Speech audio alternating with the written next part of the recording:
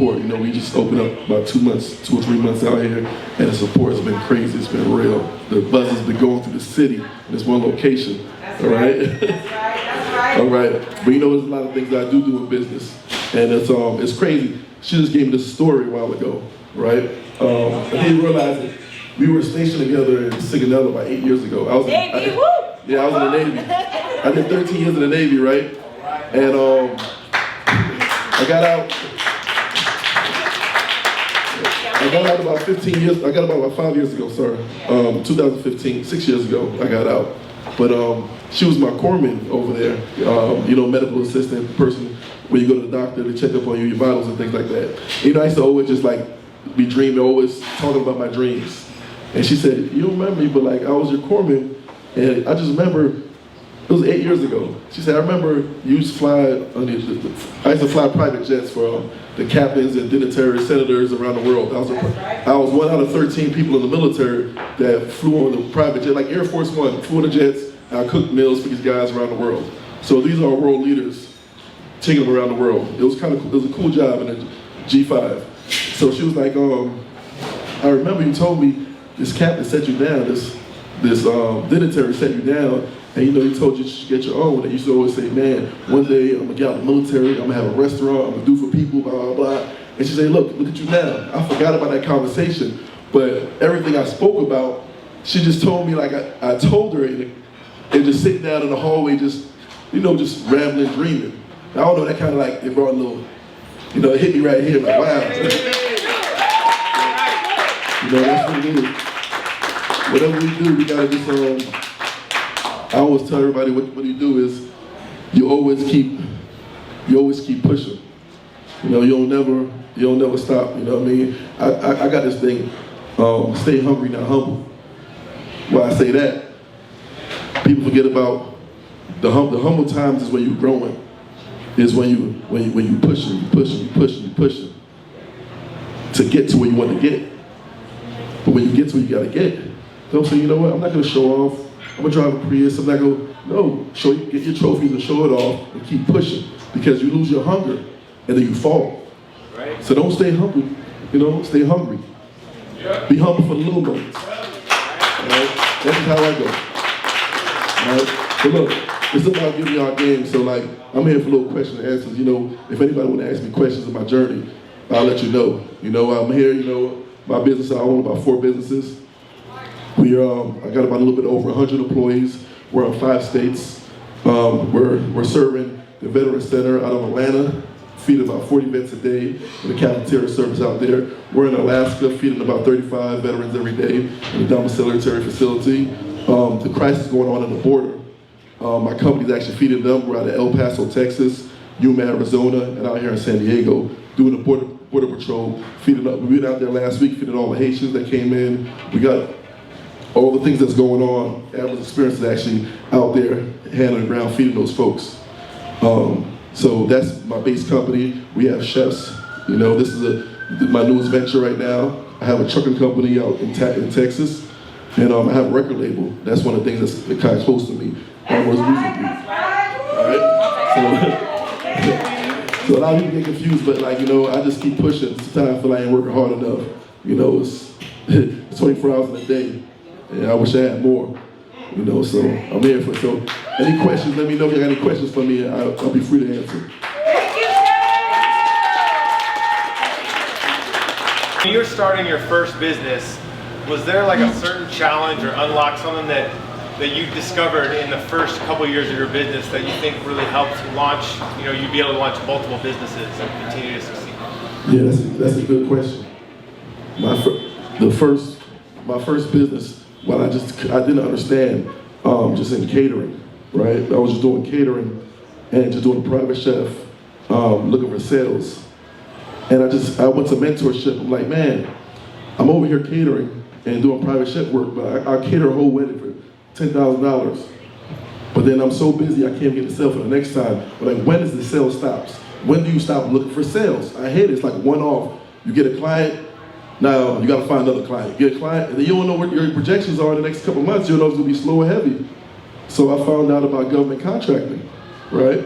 So I found out about government contracting, and I'm like, okay, we'll give you X amount of dollars every month for the next 5 years. So now my sale is locked in for 5 years. So I know my profit margin before I go to the store and buy a piece of tape, right? When I did a speak for Mark Cuban, he said, find a sale first before you look for money. Because I was always looking for money in a small business, like I need more money, I need more money.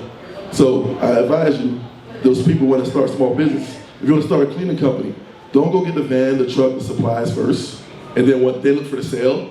Look for the sale, and then purchase it, right? Now so your expenses are all covered. Those were things I should have known, but it took me a while, and I learned it, and I was able to secure sales. So that's why most of my businesses generate off of government contracts. You know, starting from, been in business 7 years now, and we're doing between $5 to $7 million a year in the government contract base. You know, I mean, I'm happy, you know, starting from the ground up. All right, any other questions? You were in those days when you were looking for the next sale, and that day when that next sale wasn't tomorrow, wasn't a week, wasn't a month away, but you just didn't see it. What got you, what kept you motivated to say, I'm not quitting, I'm going to get the next one? Man, that's another good question. That motivational drive is that push. It's like I'm knee deep. I'm done. I got my clothes in my car. I'm sleeping on my sister's couch. Like what else I got? Everything I got. Car done got repoed already. I done got evicted out of my place already. This is all I got. I can see it, and I'm like, you know what? I had to talk to people and ask people like, am I crazy or am I smart? You know, like, am I chasing something that's not there? Or I'm chasing something that's really there that's about to bust. And what pushed me more is the people that was close to me. When I ain't having the gas money, here's $5, man, keep pushing, you got it. I'm telling you, you got it. So I think it's the friends and family that more pushed me because I just didn't see it. I'm like, dude, I don't know what to do. Like, one day I have the money and one day it's gone. But the people around me, they seen the formula and they pushed me. To this day, they're still around me, I'll never forget them. Can you walk us through the process of a lot of people that's maybe in the military that's thinking about making that jump and what you was going through at that moment to say, hey, I'm gonna let a consistent check go to jump out here into the world and get something bigger. Like, could you walk us through the process of that mindset? That's good. The biggest thing was I played around with the guaranteed check, right? So I put my all in because I knew the military I was still getting paid. So I started my business while I was still in, taking a bigger risk because I was still getting paid. So if I didn't know how to generate a dollar, but I started seeing that I knew how to generate an independent dollar while still getting a military check. So don't wait and say, when I get out, I'm gonna start this business. No, start it now. Even if it's not enough hours in a day. If you should do your research and get set up, do everything you gotta do. Start your business while you're still in the military. And I'm gonna do something, my personal suggestion. Don't go out here and be so excited to get LLC, right? Everybody's like, I'm LLC'd up. Okay, what's that? You're paying taxes, you're paying extra $800 a year in taxes, right? How many people got LLCs that never generated a dollar? They just got an LLC and they did nothing with it. Start a sole prop. Do a sole prop, do it in your personal name, and go ahead and get go down and get the business name is tongue twister. No, the fictitious business. You get a fictitious business, your personal name, and see if you can generate $5 first. See if you can generate $10.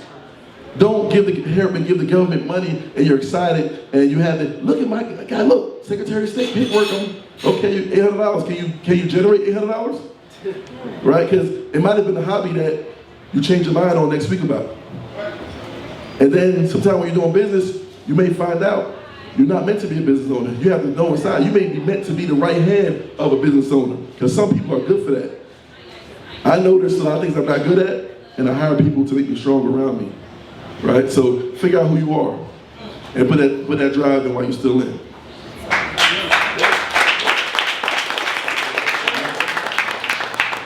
Yeah, I'd like to say, Chef, what can we expect next out of you?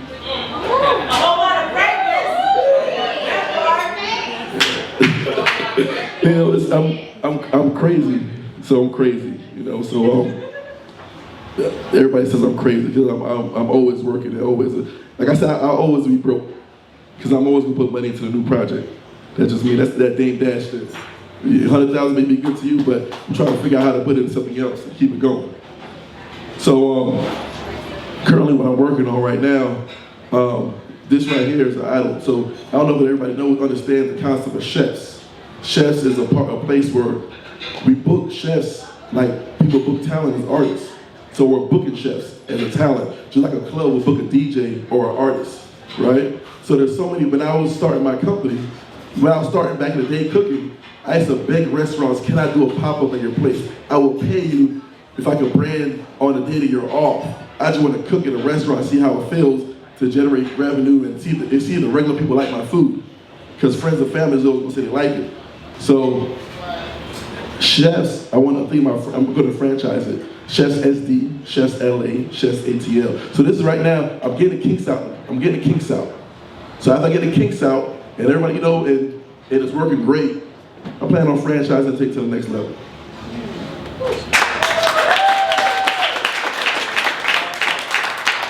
First and first, I'd like to say congratulations, man. It's really an honor to know you and to be a part of your journey, man. It's really inspiring to somebody my age to see black wealth. So what does wealth mean to you? I can tell you what the definition of wealth, I look at it, said wealth is when you're generating $1 to $2 million passive income when you're not worried about anything. And that's wealth. I haven't got there yet. And rich, a lot of people's rich don't even know they're rich. When you look at the definition of what's rich in America, is when you make twice the amount of average minimum salary. So a lot of people in this room is rich and not even know it. You can take a vacation. People take a vacation and buy exotic cars, or you guys are rich because you're doing things that people can't do. Go on a vacation, go shopping, that's rich. Yeah. Wealth is, getting that passive income, something, an area I haven't seen yet, which is $2 million a year. So I'm hoping to get that way, but I don't want to spoil my kids too much either. Got a question. Talk to us about your record label, the goals that you have for the artists. All right, so my biggest thing, my record label, that's the big two right now. So I got 3 signed artists. I got one out in Louisville, Kentucky, Louis Mo. She has a big fan base out there. I got B3 Glizzy out here in San Diego. I got my son, and I maybe have another person out in DC. I like to push myself to the limit. So everybody says like, man, we gotta go to LA to do music. You gotta go to Atlanta, like San Diego don't have a base, you can't do it. Now I looked at it more, like as a CEO, I realized one of the reasons why that's there because the talent out here doesn't have money and business behind it. So much talent, but there's no money and business behind it. So one day Cash Money did New Orleans. They got a Houston rapper out there in Houston. Luke did Miami. There was somebody who broke the ground in that city. So my biggest thing is, how can I be that Cash Money of San Diego?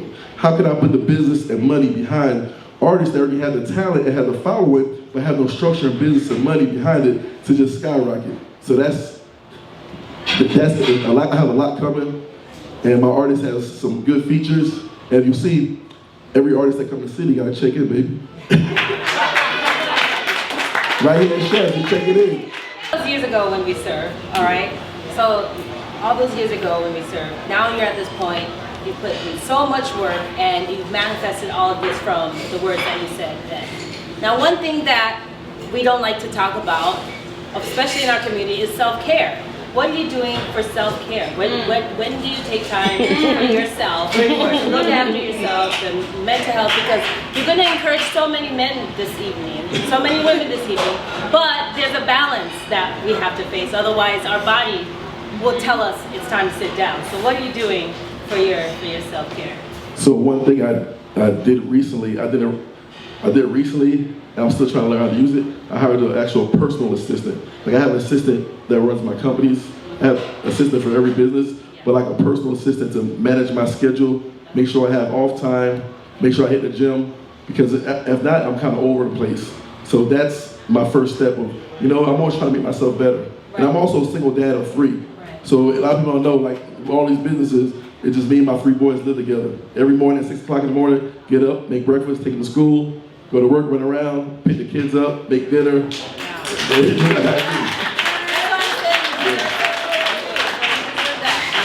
Thank you, yeah. But I'm building, I do have a lot of good, I don't sleep. If you watch my stories, I'm a bottle popper. I hang out. All right, so, but every time I work, I turn to fun. No matter where I go, if I'm in Miami or Atlanta, I am at work.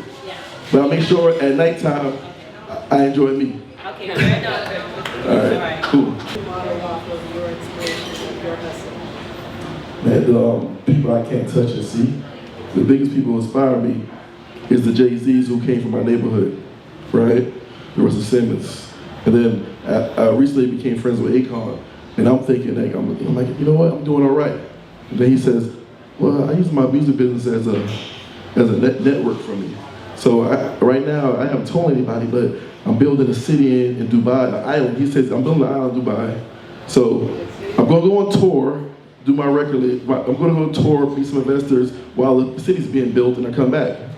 He made it sound so simple. But I'm like, wow, there's so many people out there is more to go to. So when I see people that came from nothing, who came from where I came from, and make it, those are the people I'm trying to be touched. I'm like, okay, I got a long way to go. And how many more people can I help? Because right now, I got to have a little bit over 100 people that depends on the decisions I make every day. If I make a wrong decision, 100 people, 100 families are out of work around the country. So I got to make sure no matter what I'm doing, I got to be clean and have a straight head on my shoulder. All right, cool. All right, thanks everybody, I appreciate it.